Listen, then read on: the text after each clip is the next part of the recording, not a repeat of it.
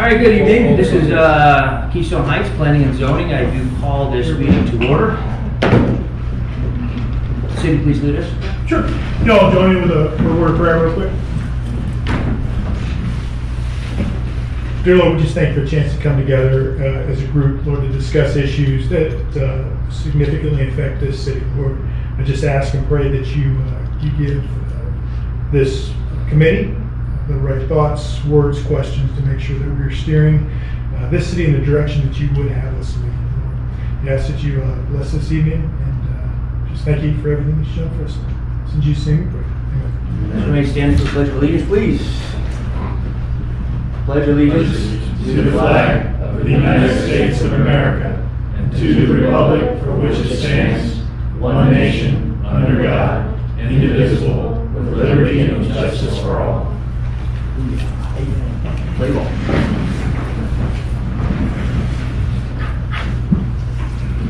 Roll call, sir. All right. Ms. Mullins. Here. Mr. Gang. Here. Dr. Zeser. Present. All right. Mr. Hart. Here. And Ms. Robbins. Here.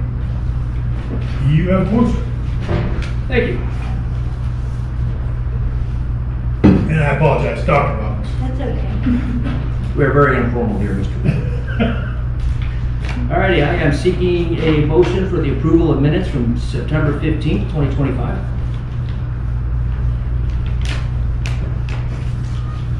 I will move we approve those minutes. May I have a second? Second. Alrighty, all approve, say aye. Aye. All not approving, say nay.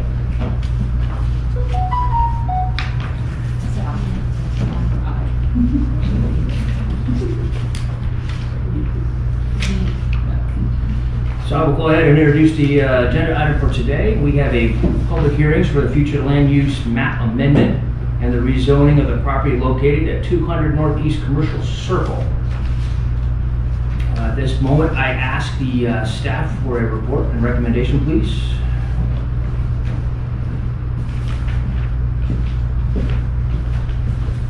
Good evening. So bear with me, first time doing this. It's ours too. So essentially we are looking for two things tonight, if it's okay with the chair, after speaking with Janice. Both of these items would be in congruency with each other. So we're looking to adjust the future land use map as well as rezoning. So essentially the staff report would be the same. So we need to approve the future land use map first and then the rezoning second.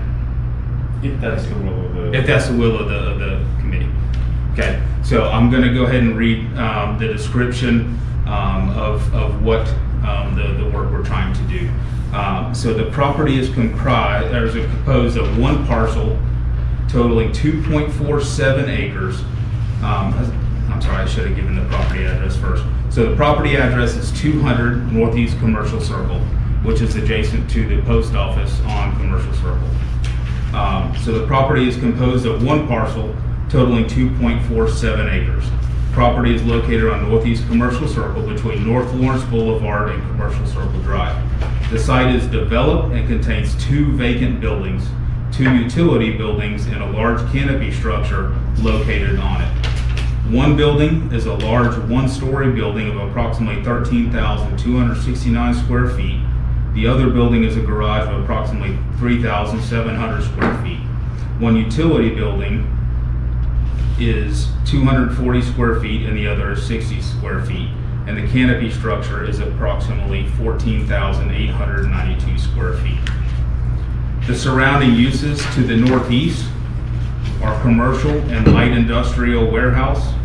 To the southeast, light industrial warehouse. Southwest is commercial, and northwest is commercial and light industrial.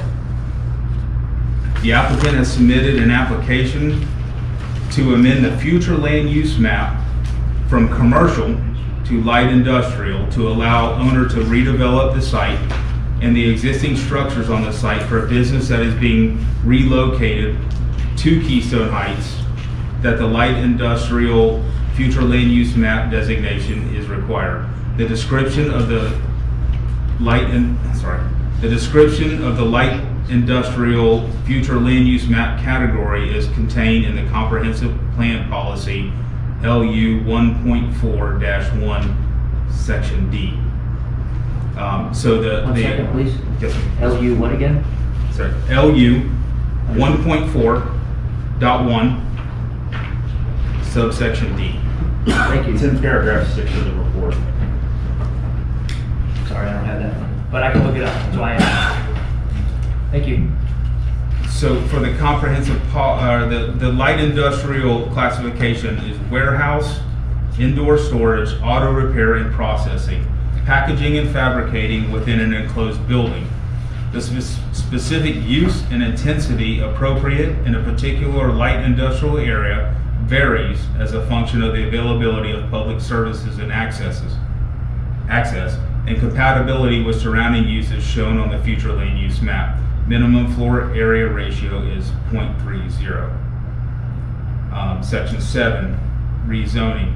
A companion application to rezone the property to industrial has been submitted concurrently with the future land use map, which is what we discussed a minute ago. So in your packet on page 3, you'll see the area view and the future land use map and the property that we're describing within.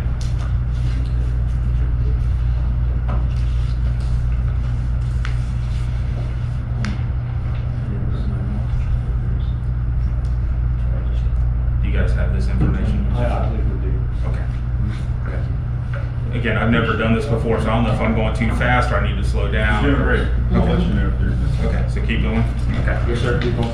So on pages 4 and 5, you will see the flood map and the existing zoning of general commercial.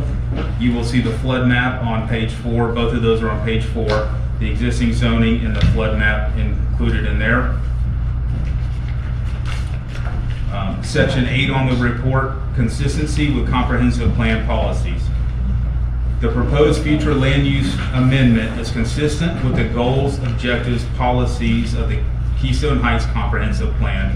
Specifically, the development is consistent with policy LU 1.5-1. And that reads, proposed amendments to the future land use map shall be reviewed for the compatibility with adjacent land uses, whether an existing incompatibility with an adjacent use is reduced by the change and the proposed amendment's consistency with the city's character with regard to scale and the proposed development. Need for additional residential and or non-residential use within the city of the type and or density permitted within the proposed land use categories and consistency with the adopted community redevelopment plan. The surrounding development is a mix of light industrial, commercial, and institutional land uses. The redevelopment of the site for light industrial land use is consistent with the surrounding development with the community redevelopment plan. It will promote economic development within the city. Section 9, water and sewer services are provided to the property by CCUA, Clay County Utility Authority, and Clay County Utility Authority. CCUA has the capacity to serve the water and sewer services for this development. Section 10, a small area of the property is in the flood zone. No structures are located in this area. If any structures are developed in this portion of the property in the future, compliance with the Keystone Heights floodplain ordinance would be required. There are no wetlands located on this site. The soils of the property are suitable for development, as with the majority of the site that is developed. Any new development on the site will need to be permitted by all appropriate agencies to ensure the development on this site will not have any negative impacts on surrounding properties. So finally, our recommendation, staff recommends approval of the future land use map amendment for the 2.47 parcel located on 200 Northeast Commercial Circle. What's that called? Parcel number, is that right? You're not. Okay. from commercial to light industrial. The future land use map amendment is consistent with the goals, objectives, and policies of the Keystone Heights Comprehensive Plan and will promote economic and development in the city. Thank you very much. At this moment, I would like to ask the board if you have any questions of staff. Yes, sir. Before we start with questions. Yes, sir. So your consideration is what's called quasi-judicial. So even though you're making a recommendation to the city council, if you've had any communications, whether they be telephone call, email, text message, in-person conversation with anyone related to this change in future land use, you have to disclose it as part of the public meeting. Also, if you decided to go out to the property and observe the property, that is also something you have to disclose as part of your ex parte disclosures. So at this time, it would be appropriate if you each go one by one.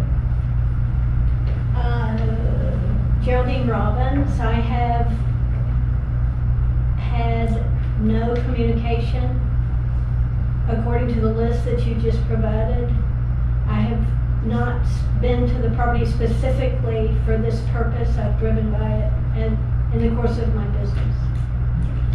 I've had no communications. I am familiar with the property because it was a lumber yard. I used to do business with them. I used to know the owners. Well, leave it at that. I am familiar with it. I've had no communication, nor have I had any reason to visit the property. I have only visited the property as passing by to go to the post office and look at it, knowing that this was coming up.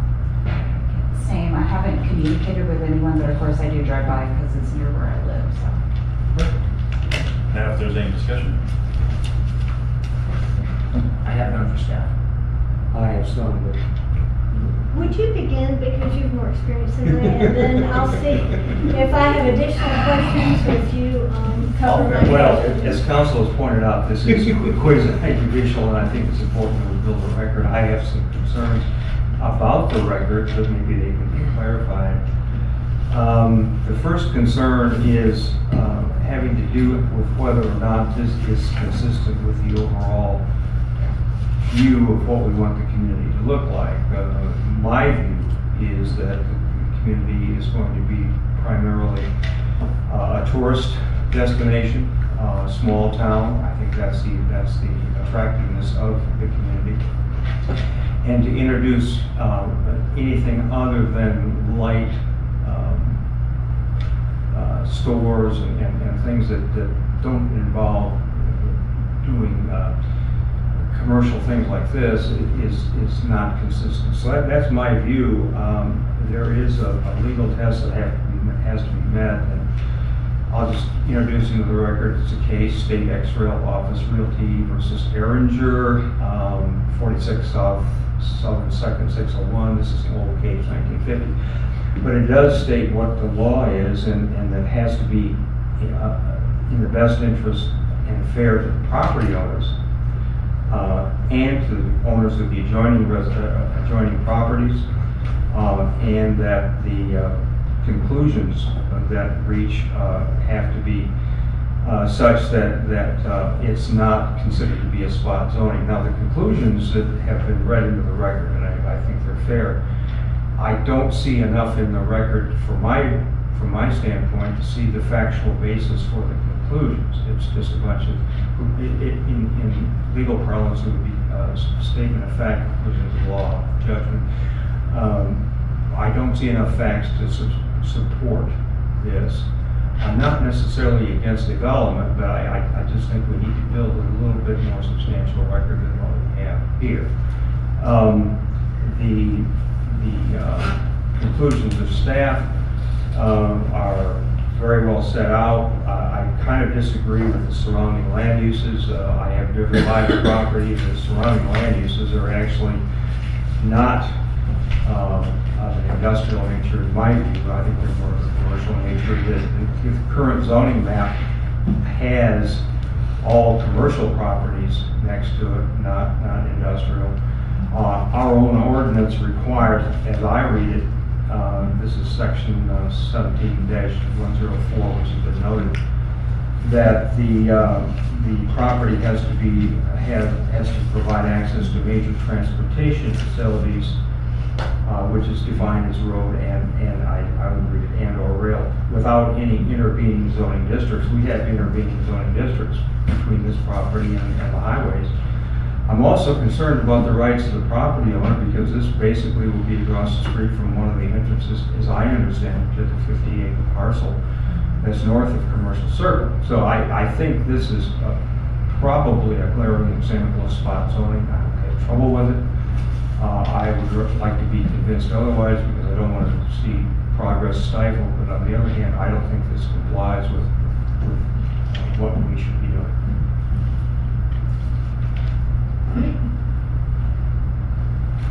Let them ask questions first. and then- Just all the questions. Yeah.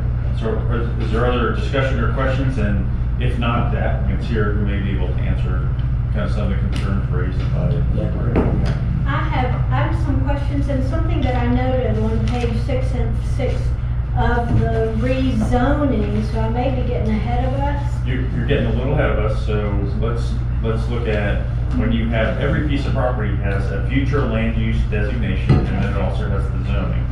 So if we don't change the future land use First, we can't do the classification, rezoning. then the rezoning is kind of a non-issue for that. Okay, understood. So there is mention of promoting economic development. If we proceed with this project, it will promote economic development. I'd be curious as to maybe some aspects, some of that economic benefit, the economic benefit that Keystone Heights may enjoy. And I'm also interested in, we have surrounding land uses at the bottom of page 1 of 5, northeast, southeast, southwest, and northwest. Does that preclude the properties to the north and to the south, or is it because the road direction is such that the property across the street would be considered the property to the northwest, or northeast? Is that why? I need some help understanding that, if y'all can help me with that. And I'm wondering, I have lots of questions. I'm wondering about the property, the business description. I don't know to whom I should be speaking here. The powder coating, a non-toxic colored powder is applied in the filtered, booth, and cured. I'm interested in air quality emissions, perhaps, if that's required. That would be a And- question to the applicant. Okay. And I'm wondering about any waste that might be produced. That's also an applicant question. Okay, all right. By the way, I have the same question. So that's why you know.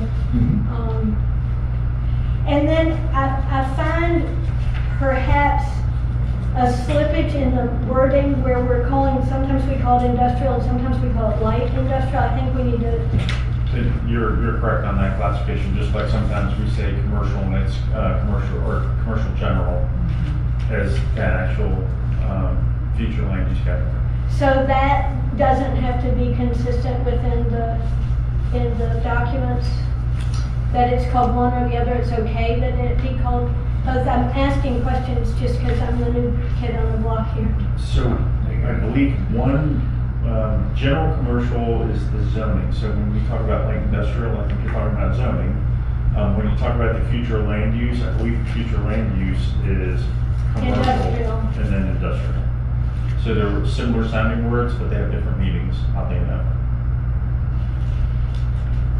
So we call it industrial in the future land use, and we call it light industrial in the rezoning. Is that what I'm understanding? So when you have a future land use map, usually in the future land use umbrella, there's a number of different zoning categories that can fall within the future land use map. So like, for example, and I apologize that I haven't memorized our zoning, like in general commercial, you could have retail commercial, commercial general, mixed use, and things like that. So sometimes you see the word commercial on both sides, but they have different meanings based on how they're defined in the land development code.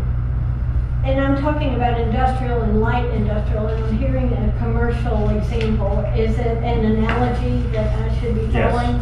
Yes, it's Okay. just an analogy with industrial. I don't recall which, so if you look at the bottom of the future land use. So this is from commercial to light industrial is the future land use map. And I think there's a memo as part of the, there you go. The memo is the last attachment. And you'll see with future land use policy under LU, which is for like industrial, the 1.14. If you scroll down to the second page, it shows what the permitted uses are. That guides you to what zoning is appropriate for that industrial. So you're correct that we're calling it industrial, but it's industrial is the future land use district. Okay, okay. Okay, thank you. So I will add to what my compatriot here mentioned, the character. Is this in keeping with the character of Keystone Heights? That's actually one of the 3 questions that we want to ask ourselves. And if it's in the comprehensive plan, then so be it. So I think what Mr. Hart's talking about is when you look at, and again, if you go back to the first attachment, for the future land use staff report, and then if you go, let me find the right page. It's a little small.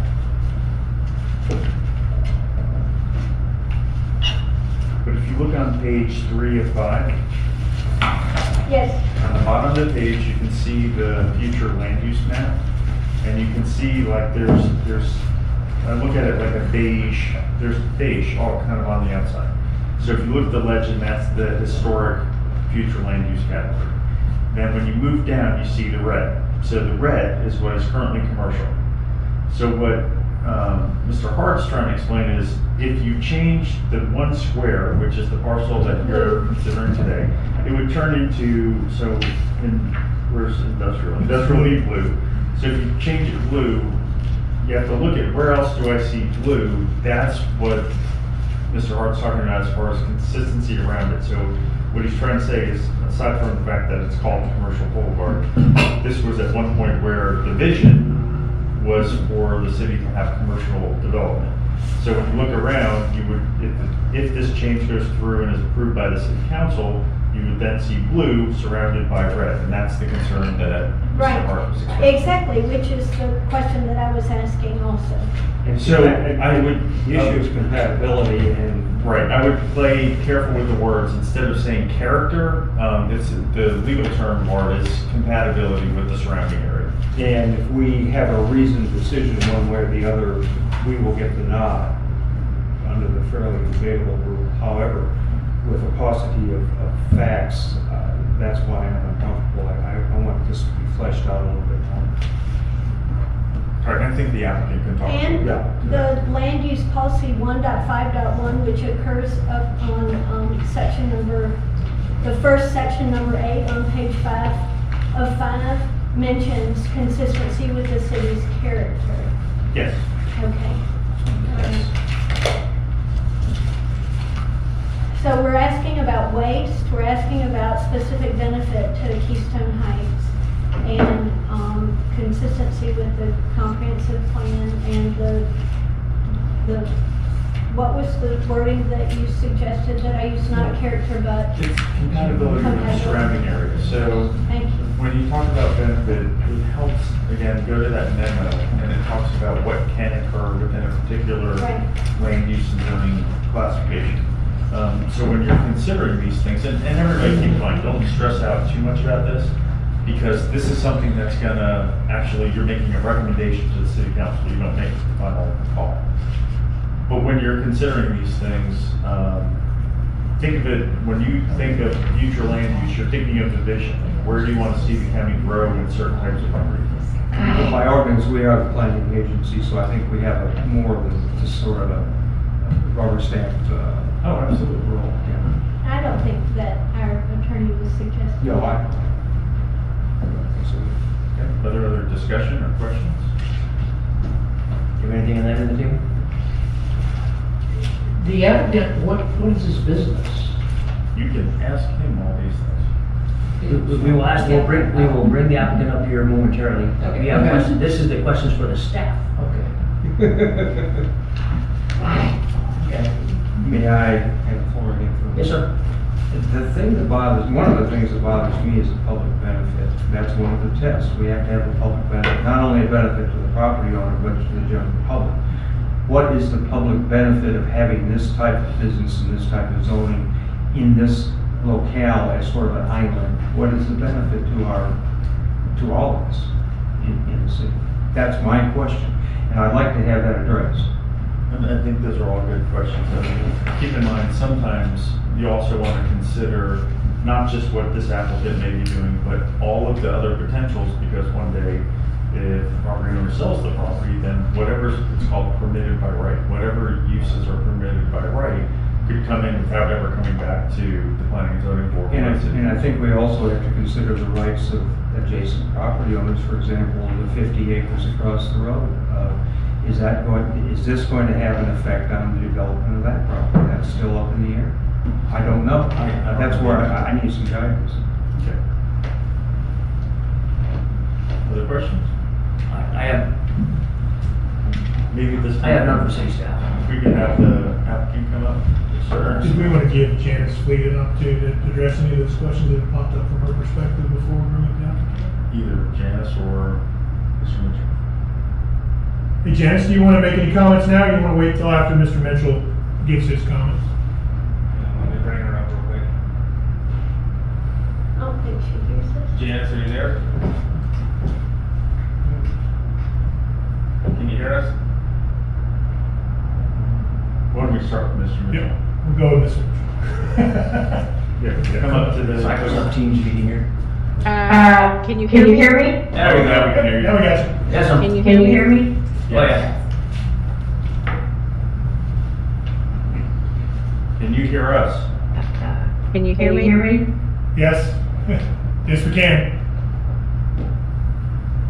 Only Bo's got a camera. Is there a Okay. microphone where she can hear us? Okay, yeah, I got my echo.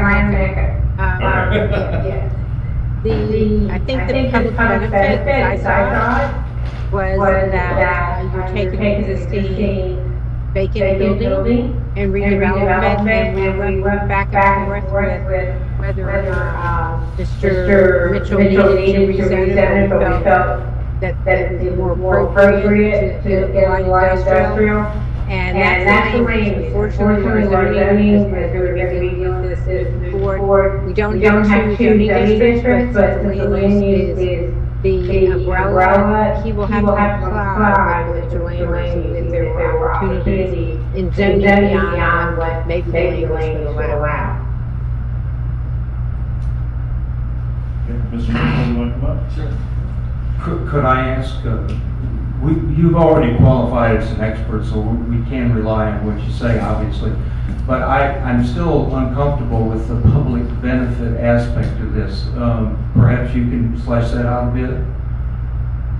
Janice? She's just a few seconds behind. Sorry. It's like doing CNN. Yeah. We're trying. All good, boss. No worries on this end.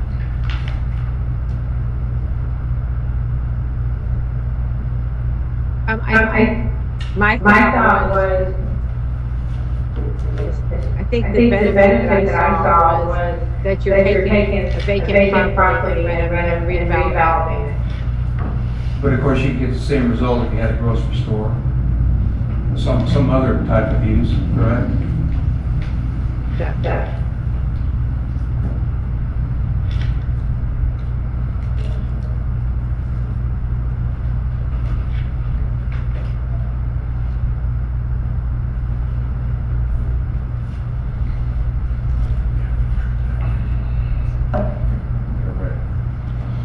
Correct, but it's the business that we're looking at currently, property out there. Purchase of property. We can't always have what we like on a particular property, particular parcel. Because we do land use and zoning, we can control what we can have there, but we can't have specific use.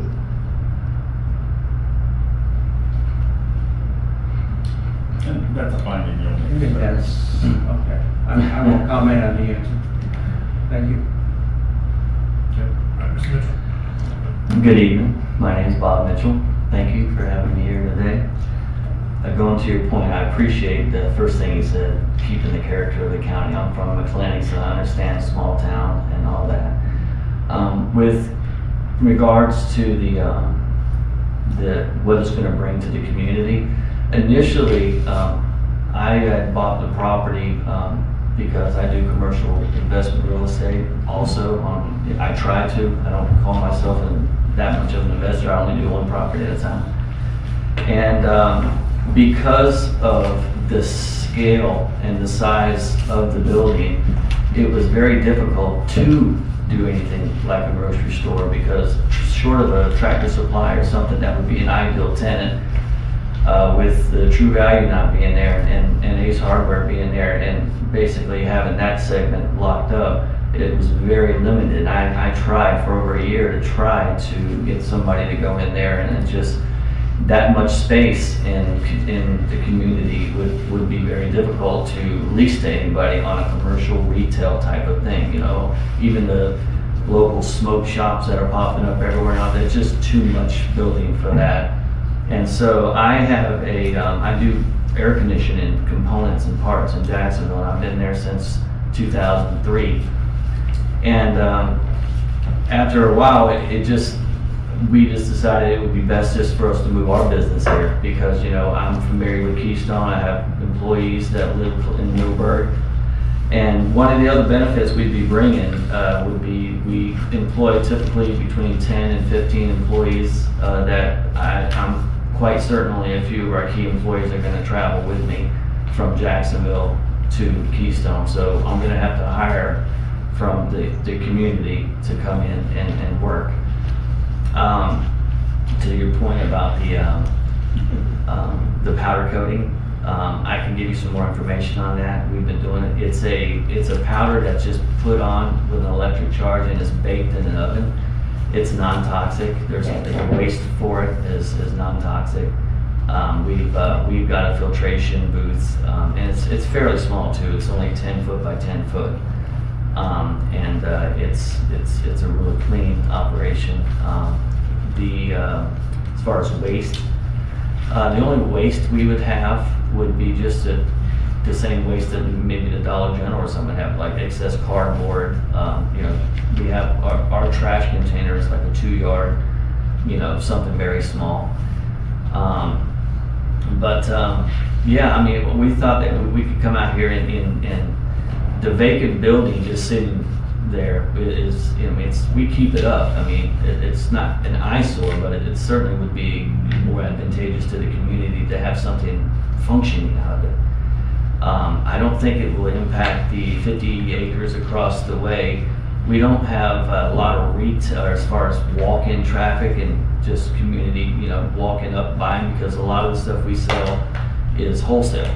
So it's to right next door, the piece of property that was actually part of this parcel at one time has just been occupied by the air conditioning company, I think Lake Area Air Conditioning, and who they buy their materials from would be a customer of mine, and they're already using the gate to come in and out. So I think it would be, you know, they're an air conditioning company, we're an air conditioning platform company. So I'm not sure if there was anything else that, you know, and incidentally, you know, the people I bought it from, Joe and Betsy Condon, were functioning in a light industrial aspect when they were fabricating foam products. It's the same thing that I'm doing. I mean, it's just different commodity. They were using CNC machines to kind of carve out foam, and we'll have a CNC machine that carves out sheet metal. So You're not arguing that your grandfather in some way because of a prior use? No, he's not. Okay. Yes, sir. Thank you. Yes, sir. But yeah, I mean, I think that you know, we're, as far as businesses go, I mean, we don't have a whole lot of traffic that comes in. Every one of our employees is going to eat at the local Taco Bells and Wendy's. They're going to get apartments. They're going to shop at the Winn-Dixie. So that's the benefit, I think, of bringing something there. Yeah. So, Mr. Mitchell, there's another question about, so there's a large tract of property that's just north of your property, and there's going to be, at least there's a plan to be a road directly across from your property that goes into that, what we expect is going to be a residential development. Yeah. There was raised some concern about how is it going to be as far as compatibility, where you have this large residential development, they're coming out to an industrial type site. Yeah. So if you can talk about Yeah, Joe Wiggins area back there. Yeah. I don't know, to be honest with you. I mean, it would just be coming up to a stop sign and they would go left and right just like they were going to go to any other business. I mean, so some things maybe, like a lot of times an industrial site could have like dust all over the place, or the building wouldn't fit in with other commercial things. But what is your plan as far as how you would have those things kind of worked out? well, other than the fact I have OCD, and anybody would be welcome to come to my current business on Beaver Street. But when I go around in commercial circle, I mean, of course, our building is currently vacant, but I've completely redone this with OCD that I have on the inside, the outside.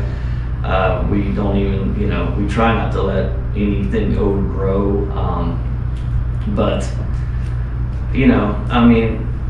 The business itself, it's all inside. There's really no outside storage.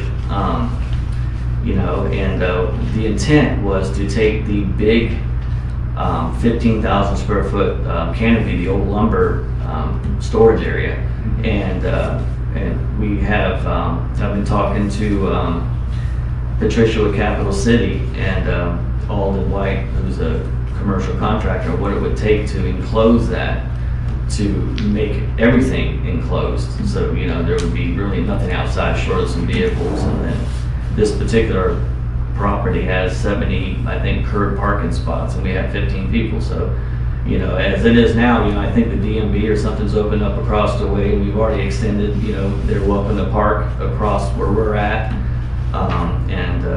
to help any way we can. But yeah, is that piece of property across, is it going forward with that's the plan, I guess? That's all we've heard. I don't know. Yeah, it's not come here yet. Yeah. But I appreciate the keeping, the Keystone really is a nice area, and if I don't have the answer as far as what would be the ideal place to put in there, to keep it, I see the RV park, going up the road and expanding, and, like I said, I did have somebody reach out to me at one time that was in food service, but they were just, they want to do that. Do you currently have the property up for sale? I do. For north of $3 million? Yes. You have it listed in your advertisement under cityfeet.com as industrial. That could have just been a clerical error. Would that be? Well, how that happened was when I bought the property, when Joe and Betsy owned it, it was sold to me with mixed use with a light industrial designation, whether it was special use or not. And I tried to find, it was on the advertisements, but I guess it was tied to Oxidine, the business. So when that dissolved, so did that special designation, as far as I was told. Now, do you have an offer pending, if you No. can disclose that? No, sir. Are you going to continue to try to sell it, or are you going to operate this as your business? Well, this is a deciding factor of that. If I can get in it, I'm going to take it off the market and I'm going to go forward with the plan to get in it. If not, I have to continue to try to do something with it because it's expensive. Just for the sake of the record, you are Robert Mitchell, and apparently you are the principal of the Regatta Holdings, Inc.? Yes, sir. Which is also affiliated with some other companies with some of our business. But Well, I just want to make sure the record is complete. Well, that's my accountant. They're doing that to me. The company name that I own is Property Armor. And personally, I don't care. I just want to make sure we Right. know who's speaking to us. yeah, she made me separate any of the real estate from my business. That's fine. And a little bit about what we do. You know, I started out in just air conditioning parts and components in 2003, and we had gotten a call just out of the blue one day that says, hey, it was from an apartment complex that we were selling little components for. And they said, you know, hey, the kids are sitting on the AC units, and this is back in like 2006. They're sitting on the AC units, they're carving their names in the coils, and they're really messing up, kicking with the balls. Can you make me a little cage so they don't mess up the units? And I said, sure. So I made the cages, and we put them in our catalog, and had little counter days that we used to go out and do trade shows. And then the copper theft epidemic just took off. And we found ourselves doing so much of those cages that it took over our mainline business, to where I actually sold the air distribution part of the business to somebody who wanted to do it. And one of our first major clients was a Church Mutual Insurance Company, because the churches were getting hit the worst because they were, unoccupied predictably, on Tuesday night or whenever church wasn't happening. And most of them had those tall peaked ceilings, and all the ACs are all around back on the ground, and they were getting ripped off for $60,000, $80,000 at a time. So we got a relationship with them, and then that transferred into a relationship with Dollar General and Family Dollar and Walmart. So we have a few national people who buy these small security cages for their businesses. And but that's how that whole business came about. It was bizarre to me how people were wanting to protect their AC, and I was laughed at plenty at the beginning when I was going around to trade shows like the Home and Patio Show with a security cage for your air conditioner. But now it seems there's a lot of municipalities and complete housing developments that will not put an air conditioner down on the pad without security because the fear of it getting stolen. And that's kind of where we carved our niche out. So, I mean, if ever there were a convention for this kind of business, we would probably be in the top 2 in the nation, most likely. But although it's very small, it's not very much bragging rights, I guess, but I'll take it. I have a question of legal counsel. Sure. When you're done with your brief. Sure. Is there any more questions for I me? have a question about Yes, ma'am. traffic. Uh-huh. I've heard a description of the traffic that we can expect. Do you have an estimate of the amount of traffic that Yes, will ma'am. be added? Just other than our employees coming to work, we typically get a UPS or a FedEx truck, parcel truck every day. They come usually about 3 o'clock to pick up our parcels. I saw that in your. And then twice a week we get a truck like the food service trucks. I mean, it's a semi truck that comes in and drops off supplies. And then probably twice a week in the afternoons we get a same truck that comes back and picks up supplies. So twice a week we get semis, and then the rest of the day we just get FedEx. And incidentally, like the Pepsi trucks for the food service place and the Dollar General trucks, same size trucks, just for us.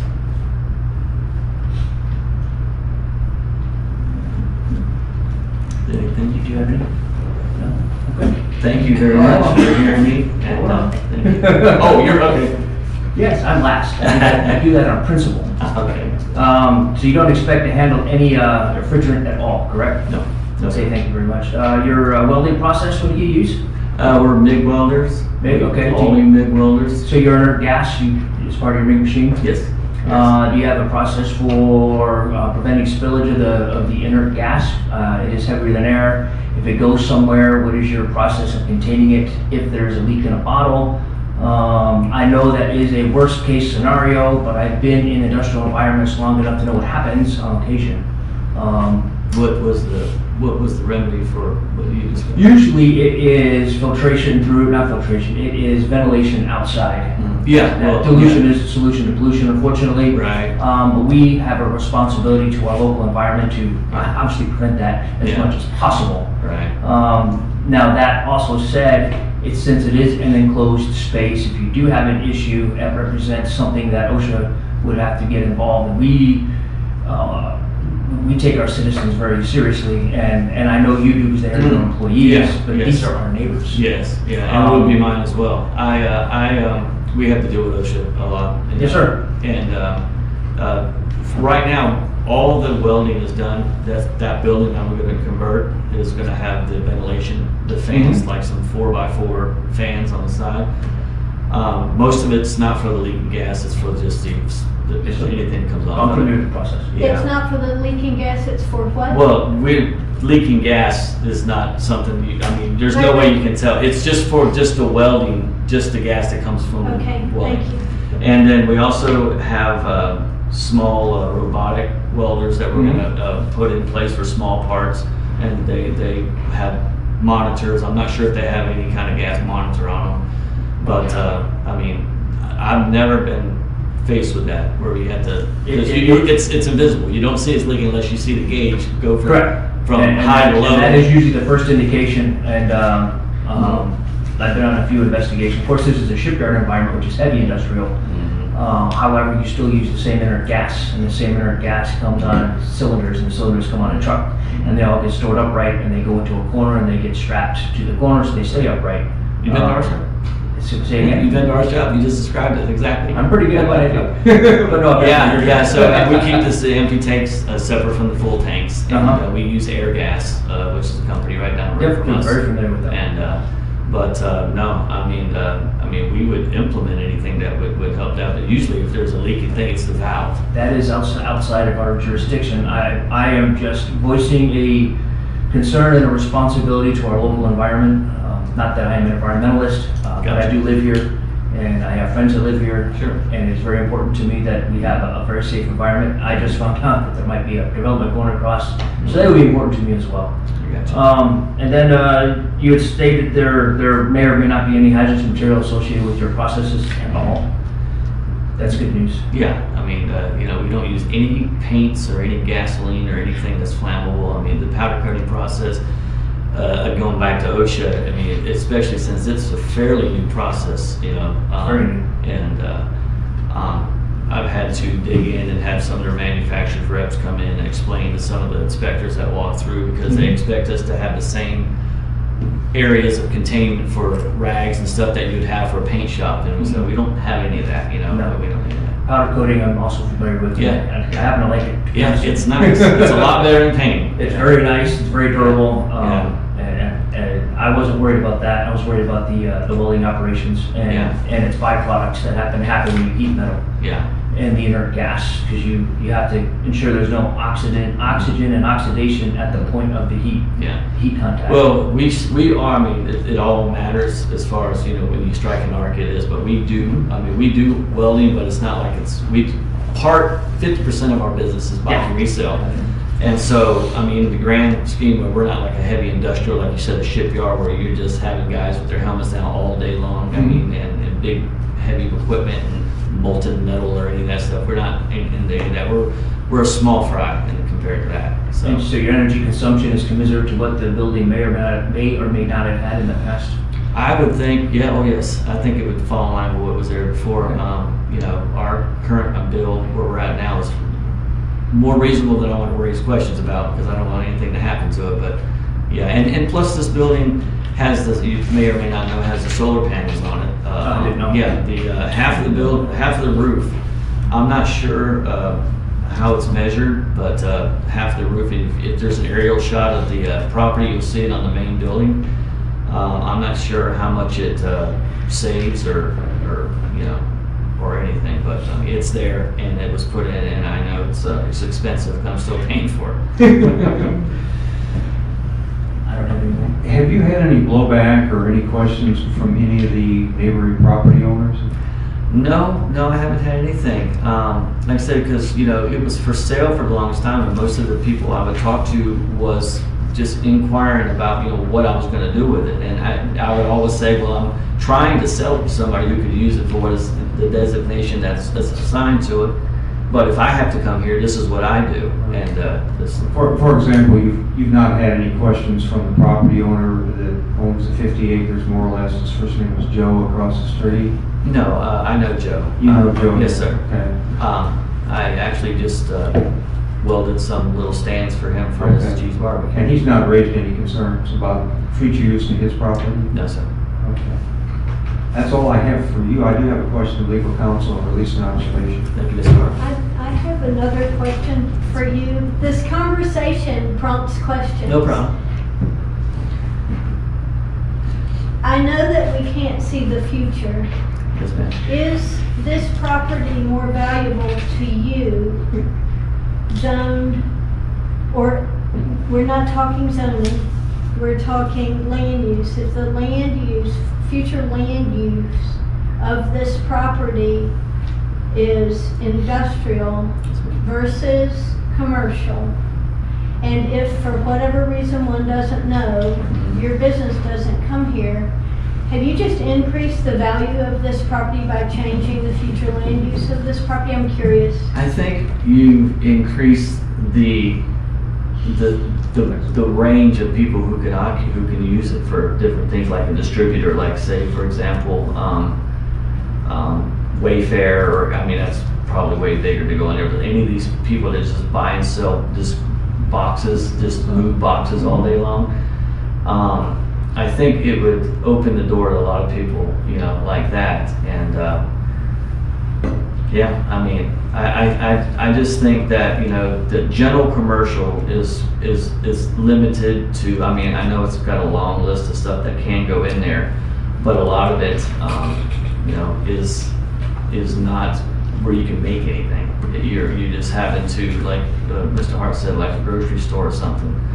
And but you know, I mean, I initially even reached out to Tractor Supply. I said this would be perfect for a Tractor Supply here. Look at all the hay you could put out here.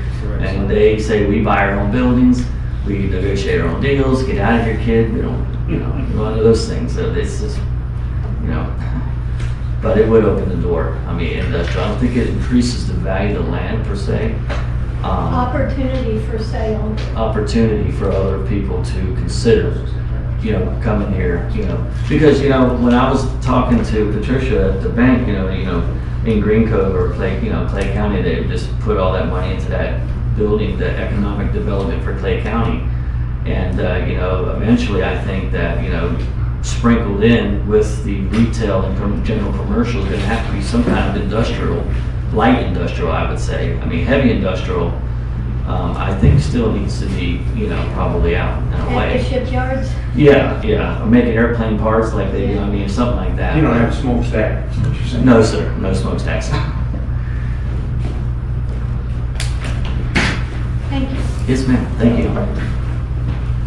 The question I have of you, Rich, has to do with the interpretation of section 17-104, because I think we're bound by that as to what should be included in an industrial district. Two things strike me. Number one, that it should be located to provide access to major transportation, which it does, because there's a couple of highways, without any intervening zone or districts. And secondly, should contain a minimum of 3 acres.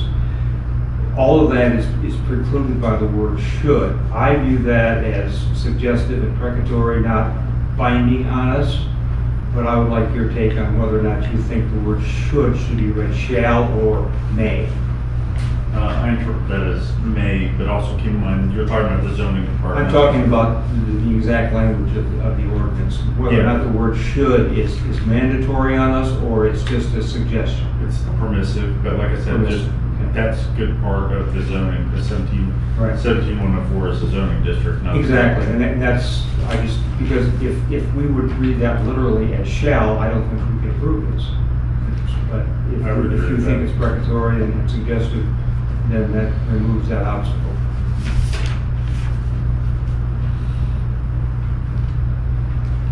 I'd like to open up this time for public comments, if the public has any comments to make. We don't have anyone who has turned in any forms asking to speak. Thank you, Officer. So I now close the public hearing for future land use. This is time for us to make any discussions. There's nothing to discuss. I think we've discussed everything to discuss. Any comments? So in theory, if you would have public comment, it's always good to have conversation based on whatever the public comment was. Correct. Guys, anything to add? Anything to add? So what we're doing is making a recommendation to the city council to change the zoning map or the planning map to allow this as basically friendly spot zoning. Correct. That's what we're doing. And spot zoning in Florida is not illegal, it's just, look, Strongly discouraged. you have to inquire, and that's what we've been doing, building the record. I would make a motion that the zoning map, the plan. No, hold on, one at a time. I'm sorry. Future land use. Future land be amended to allow this particular property to become light industrial. Motion so stated, do I have a second?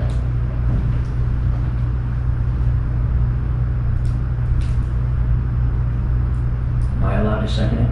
Nope. Very well. So, on the floor right now is a motion to approve the change of future land use, or to recommend to the city council a change in future land use from commercial to light industrial. Exactly. So with that motion, if there's not a second, then that motion will die for lack of a second. And then someone will have to make another motion. Well, then we go to the zoning aspect. No, you can't do zoning. Yeah, we cannot proceed without this. Until you handle the future land use issue.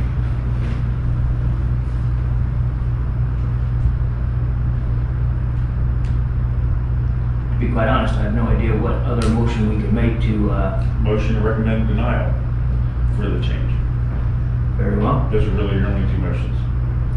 Chair would entertain a motion to recommend a denial for the council to amend the future land use map for the property located at 200 Northeast Commercial Circle from commercial to light industrial. So is there someone who's interested in making that motion? Well, the first motion died because of the lack of seconds. Now Yes, sir. Let's dispense with the formalities for just a second. As I look at all five of you, what do you think? Do you think this should be approved or not? There's no right or wrong answer. No, I understand. Is there Okay, I'll make a motion. opportunity for additional discussion, or have we left that behind?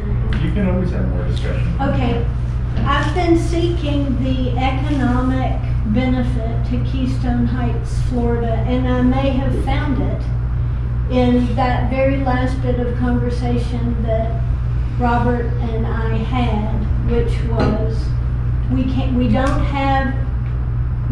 see the future, but if, heaven forbid, his business doesn't come here, we now have a vacant light industrial parcel.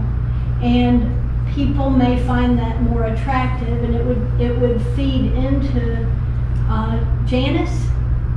Yes, Ms. Lee, yes. Into her argument that the benefit is not having a vacant piece of property. So if we agree that the benefit is not having a vacant piece of property, then that may mean that we want to go ahead and make this change. I think there are a lot of questions as to the spot zoning aspect of it. I don't know what questions to ask though. Well, as you looked at that map, some of the considerations for this board are that, you generally try to steer away from one different zoning classification the complementary districts operate as a pyramid, and they go from least intense all the way to most intense as far as how many trips are there, the kind of burden on the property, on land. So when you talk about your different classifications, honestly, you're going to slightly less intense with industrial from commercial, because if you have like the lumberyard, traditionally you're going to have more trips back and forth to a lumberyard than you're going to have to something that's light industrial. So, but you may not want to have like a heavy industrial and then right next door to commercial retail. Those I would tell you tend to be incompatible with the surrounding area.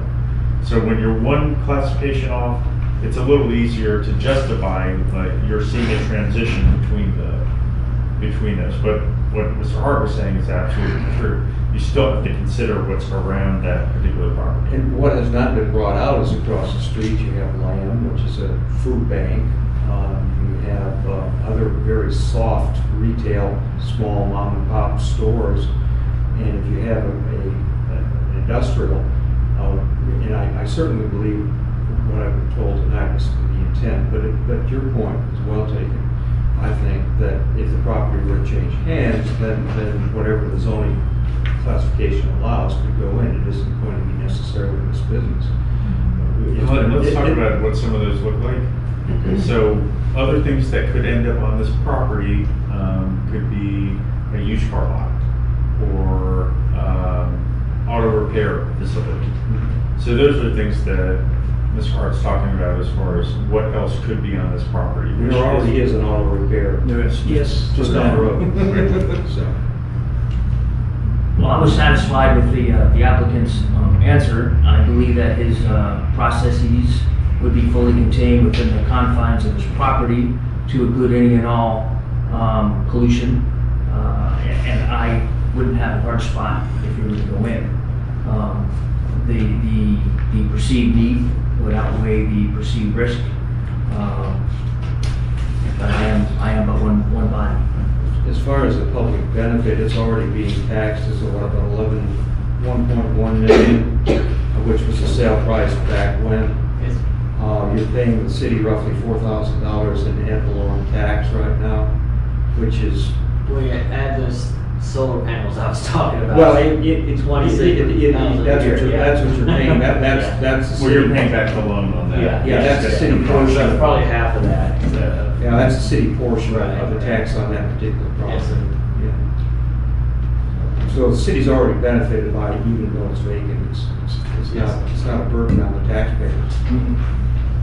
Does it open the door then to creating an industrial road there?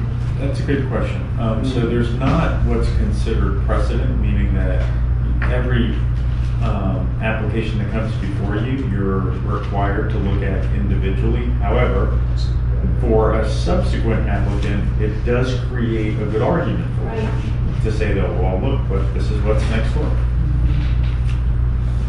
It wasn't named commercial circle for no reason. What do you mean by that statement?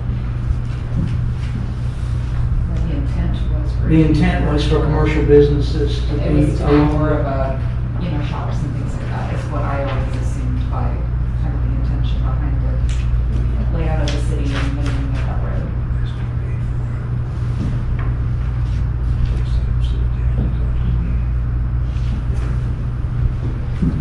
That's great. So we're back to, it would be helpful if someone wishes to make a motion. Is there a third option, which is that we could further investigate? Or is now the time to make that decision? Generally, your investigation should occur prior to the meeting. Okay. I think state statute requires we got to do something within 2 months of the application. Is that correct? I don't know that that's a state statute. One of the challenges we're having in the state of Florida is the state is looking at different ways that, have you heard of DOGE, that basically local governments are getting in the way of business. So I think there is a 2-month requirement. We're well within that, so I suppose we could adjourn to a later date. What else can we talk about? I just ask if we were to adjourn to a later date, what new information would we accomplish in that time? So just something to think about. Well, what I'm thinking about is, I don't know what questions there would be that anyone would have that the city would need to research, because we've asked them and they've been answered. Plus, we're going to be handing this off to city council, and I don't know what their schedule will be. And we have I think we have an obligation to the property owner and the city council to keep this moving. I agree, and we also want to keep in mind that we have a workshop plan for middle of October. And this, if we push this on, this will go into that. Mr. Chairman, from a Robert's Rules perspective, we had a motion that I made which died for lack of a second, so we have a clean slate for us to do whatever we want to do.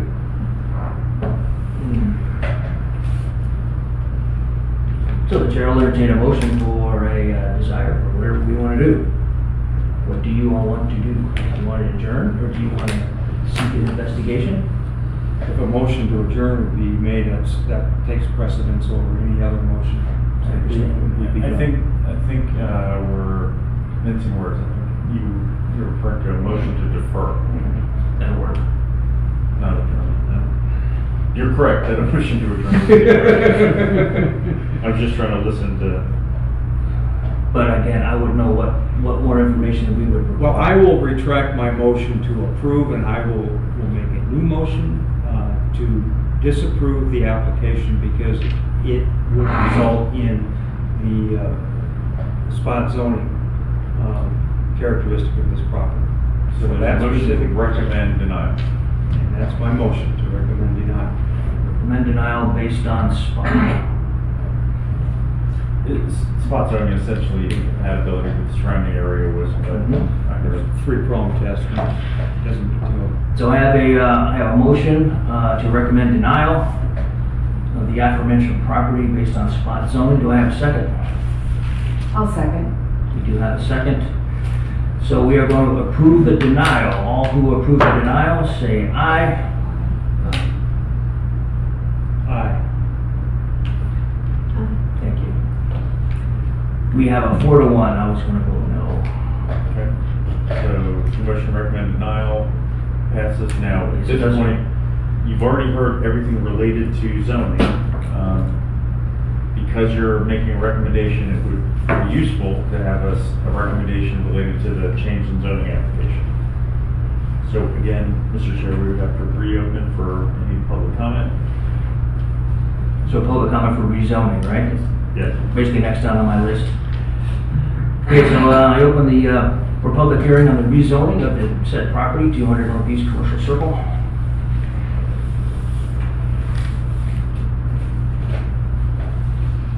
I'm going ahead and ask if anyone present has any additional information for the rezoning. Regarding the spot zoning issue, a little bit of research I've done is that spot zoning is permissible, but one of the requirements is it must be in line with the local comprehensive plan. We've already voted to not have this area be changed to industrial, so it will not comply with the local comprehensive plan if we approve the rezoning. So I think it's moot. I haven't agreed. And I think I will make a motion. I hate to make a negative motion, but I'll make the motion that we not recommend to City Council that we rezone this property. Yeah, I think it's the same type of motion to recommend denial of the rezoning application. That's my motion, to not recommend rezoning. Chair has a recommendation for motion for denial of the rezoning. Do we have a second?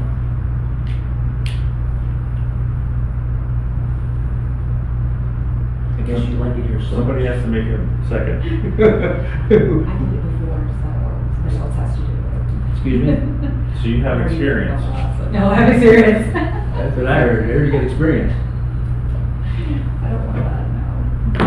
Perhaps legal counsel clarify the import of the motion that we just made, what the result would be. It's just maintaining consistency with what direction you already stated. That's exactly what it does. Repeat, please. It's just maintaining consistency with the discussion that you've already had. Is it necessary? Yes, it is. That's your job. Your job is to make a recommendation to the city council. I second. We have a motion and a second. All in favor of denial for rezoning, say aye. Aye. 5-1 because it was moot. Councilman stated. The 4-1. 5-0. Both things. My mistake. Because I agree that going forward with this is superfluous. And again, it's a recommendation for the city council to consider. Okay, so this concludes our Move we adjourn. Yes, sir. Chair has a motion for adjournment. Do we have a second? Second. We have a second and a motion. All in favor say aye. Aye. Motion carries 5-0.